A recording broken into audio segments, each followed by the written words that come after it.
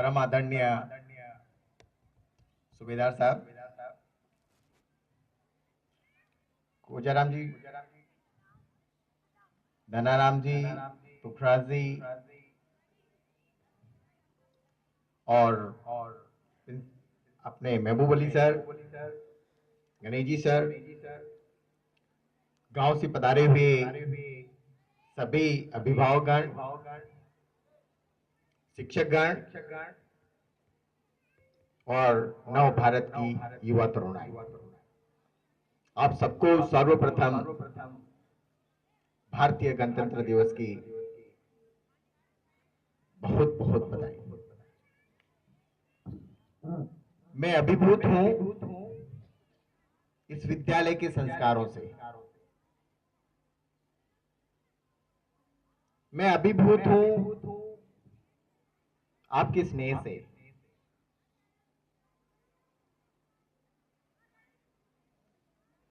मैं अभिभूत हूं आपकी मेहनत से, मैं अभिभूत हूं यहां पर काम करने वाले हर एक शिक्षक से। उनकी मेहनत जो आज दिखाई दे रही है वो इस मरुभूमि में एक नया इतिहास है। कभी जब मैं पढ़ता था तब कहते थे कि ओसिया जो है एक बहुत ही पिछड़ा हुआ इलाका है, वहां पर धोरे हैं, दूर दूर तक घर हैं, ढाणियां हैं, ढाणियों में लोग रहते हैं और लोगों में ग्रामीण प्रवेश है, लेकिन वहां पर शिक्षा का उजाला नहीं। लेकिन आज जब इस विद्यालय को देखते हैं, इस तरुणाई को आगे हुए बढ़ते हुए देखते हैं, इस विद्यालय से गए हुए पूर्व छात्रों को आईआईटीएन के रूप में, डॉक्टर्स के रूप में अच्छे पदों पर देखते हैं तो ये मन गदगद हो उठता है। ये मोहन जी की, एसटीएम साहब की और यहाँ के शिक्षक गणों का ये मेहनत है कि आज थार स्कूल न कि ओसिया में, न कि जोधपुर में, पूरे भारत में अपना परचम लहरा रहा है।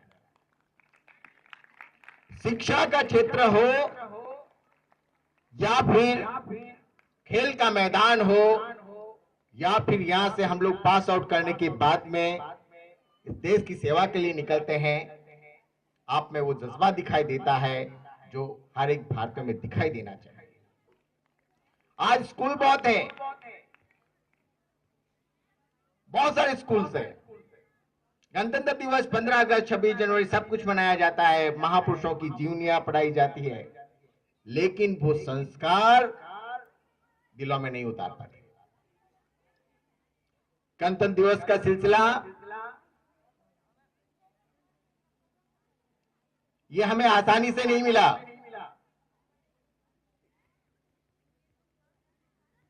प्यारे दोस्तों, इस देश को आजादी मिल गई, देश को संविधान मिल गया। भगत सिंह, सुखदेव, चंद्रशेखर आजाद, सुभाष चंद्र बोस, लोकमान्य तिलक, अशफाक उल्लाह खान जैसे अनगिनत वीरों ने हंसते हुए इस देश के लिए अपने प्राणों की आहुति दी। डॉक्टर अंबेडकर जैसे महान विद्वान ने उस समय की विपरीत परिस्थितियों में खुद को खड़ा करके अपने साथियों के साथ इस देश को संविधान दिया। आज भारत जिंदा है, भारत की आत्मा जिंदा है, हम स्वतंत्र हैं, लेकिन हर भारतीय के अंदर जो देशभक्ति का जज्बा होना चाहिए वो देखने को कम मिलता है। मैं इस विद्यालय के सचिव महोदय मोहन जी का मैं आभारी हूं कि आप इन बच्चों में वो देशभक्ति के संस्कार डाल रहे हैं कि वो भले किसान होगा या मजदूर होगा या फिर किसी देश की सेवा में होगा, उसके अंदर देशभक्ति की हिलोरें उठेगी। भारत आज सबसे ज्यादा जो तड़प रहा है वो अपने देशभक्तों के लिए तड़प रहा है। हम बड़े होकर बड़े बड़े विद्यालयों में पढ़कर अच्छे अच्छे पदों में जाते हैं, लेकिन ये भूल जाते हैं कि हम इस देश की सेवा के लिए आए हैं। एक विद्यार्थी जो होता है तो उसको सबसे पहले स्व का विवेक होना चाहिए कि मुझे अपना कल्याण करना है, मुझे अधिकारी या अच्छा किसान या अच्छा मजदूर, एक वैज्ञानिक या एक अच्छा डॉक्टर बनकर देश की सेवा करनी है। लेकिन जब हम लोग चले जाते हैं, एक अच्छे पोस्ट पे चले जाते हैं, उसके बाद में जब हमारे पास सामान्य व्यक्ति आता है तब हम भूल जाते हैं कि ये आया है जो व्यक्ति एक दिन हमारे जैसा था। हमारे ऊपर धन का नशा हावी हो जाता है। देश की विडंबना है कि भारत मौलिक नीतियों के मौलिक कर्तव्यों के कारण जिसका लगातार हास होता गया, उनके कारण पिछड़ता जा रहा है। हम नागरिक शिष्टाचार भूलते जा रहे हैं। मुझे एक महाविद्यालय में जाने का मौका मिला। वहां के बच्चे जब उनका विदाई समारोह था तो उन्होंने उस महाविद्यालय जिनको उनको जीवन दिया, विदाई के दिन वो उस महाविद्यालय के पंखे तोड़ रहे हैं, उस महाविद्यालय की टेबलें तोड़ रहे हैं और शिक्षकों का अपमान कर रहे हैं। ये भारत का परिभाषा नहीं, ये भारतीयों की परिभाषा नहीं। हम जिए, जब तक जिए इस देश के लिए जिए। हमारा नाम रहे न रहे, हम रहे न रहे, लेकिन ये भारत हमेशा अमर और आजाद रहे। हमारे जीवन में सब एक ही यही प्रण होना चाहिए कि जब हमारी आंख खुली तब इस भारत भूमि के अंदर खुली, और जब हमारी आंख हमेशा के लिए बंद हो तो इसी मिट्टी के लिए हमारी आंख बंद हो। मैं आशा करता हूं जिस योजनाबद्ध तरीके से थार स्कूल में नव भारत की अंगड़ाई ले रही है, मुझे पूरा विश्वास है यहां से अनेक वैज्ञानिक, आईएएस, आईपीएस, सेना में ऑफिसर्स, ऐसे